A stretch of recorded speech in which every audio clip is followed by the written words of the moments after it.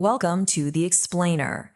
So imagine stepping into a high-tech command center where your data doesn't just sit around taking up space. It's instantly accessible, perfectly structured, and completely computationally superior.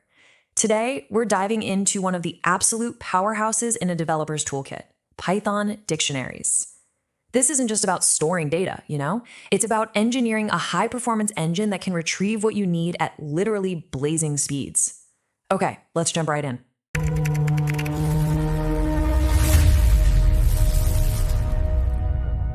Here is our quick roadmap for today. We'll start with the key-value paradigm, peek under the hood at hash tables, cover dictionary manipulation and safety, discuss nested data and memory trade-offs, and finally, we'll build an actual analytics pipeline. All right, first up, Section 1, the key-value paradigm.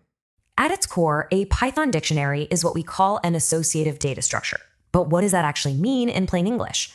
Well, instead of stuffing your data into a rigid zero-index sequence, like a traditional list, a dictionary stores everything in key-value pairs.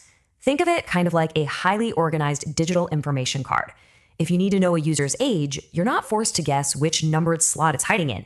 You just look up the specific label, the key, let's call it age, and it maps directly to the exact value you need. Now, you really have to consider the stark contrast in performance here. When you use a standard linear list and need to find something, the computer is basically forced into a sequential search. It checks slot 0, then slot 1, then slot 2, which in computer science we call an O of n time complexity. Basically, as your data grows, the whole thing slows down. But dictionaries, they give us instantaneous O of 1 direct lookup. Whether you have 10 items or 10 million items, finding your data takes roughly the exact same fraction of a second. It's wild. So how exactly does Python pull off this magic trick? That brings us to Section 2, under the hood, hash tables. The secret sauce here is a mechanism called a hash table, and it's really a three-step physical process. First, you input your key. Let's just picture it as a glowing packet of data. Step 2, Python passes that key through an internal math engine called a hash function. This function mathematically transforms your key into a completely unique integer hash value. And finally, step 3. That integer acts as a specific coordinate, instantly dropping your value right into a designated memory bucket. There is absolutely zero searching required. The system just knows exactly where to look. But, as you might guess, this kind of extreme precision creates a potential system vulnerability. I want you to think about this for a second. What happens if a key's memory state actually changes after it's been assigned to its bucket? If the key somehow mutates, its calculated hash would change, right? And the dictionary would completely lose track of where the data is stored. And that brings us to an absolute non-negotiable rule: immutability. If you try to use immutable objects like a list or a set as a dictionary key, you will literally crash the engine. Python will instantly throw a type error on hashable type. To keep that hash table stable, keys absolutely must be unique and immutable. Strings, numbers, tuples, totally fine. Lists, strictly forbidden. Moving right along to Section 3, dictionary manipulation and safety. Picture this. You're querying a massive database for a user that, for whatever reason, is completely missing from the system. You casually type in standard bracket syntax to grab their user ID. What do you think happens? Boom, key error. If you use direct indexing, just throwing the key inside those square brackets, and that key doesn't happen to exist, Python completely panics and crashes your script. In a live production environment, a single missing data point bringing down your entire application is a complete nightmare scenario. So the crucial fix here is utilizing the .get method as our safety protocol. Instead of those dangerous hard brackets, you just type .get and pass in your key.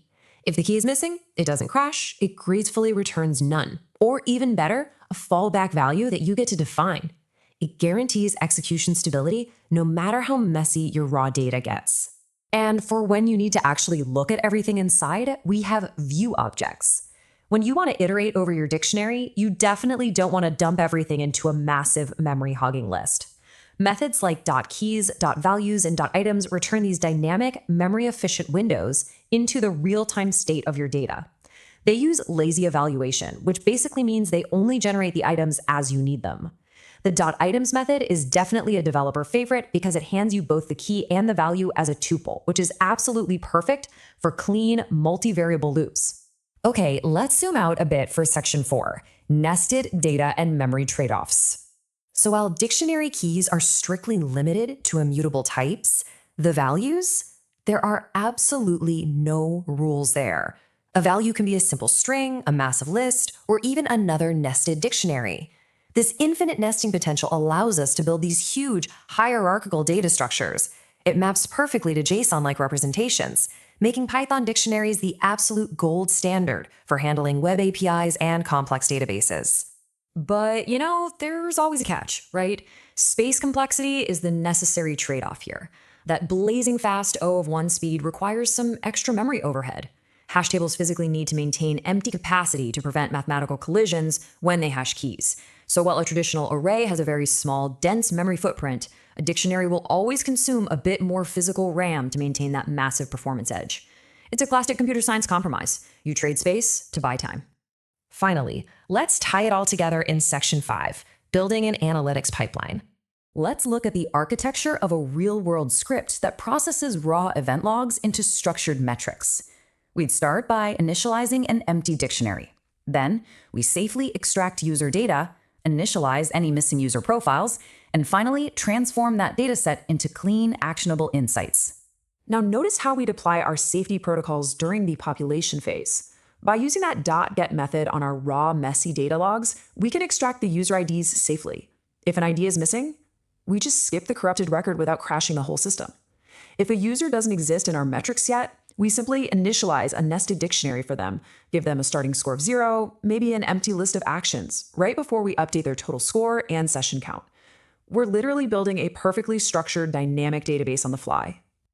Once our data is populated, we usually need to filter it, and instead of writing bulky multi-line loops, we use an advanced technique called dictionary comprehension.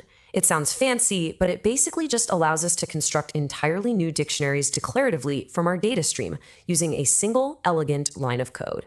It contains your key expression, value expression, a loop, and a conditional statement all rolled into one. Just look at how clean this approach is. We can use our .items view object to loop through every user ID in their nested data. And in that exact same breath, we can append an if condition, like if their total score is greater than or equal to 50. Instantly, we effortlessly filter out only our most valuable users and construct a brand new dictionary containing just their metrics. It's incredibly fast, extremely memory efficient, and super readable. So I'll leave you with this final thought.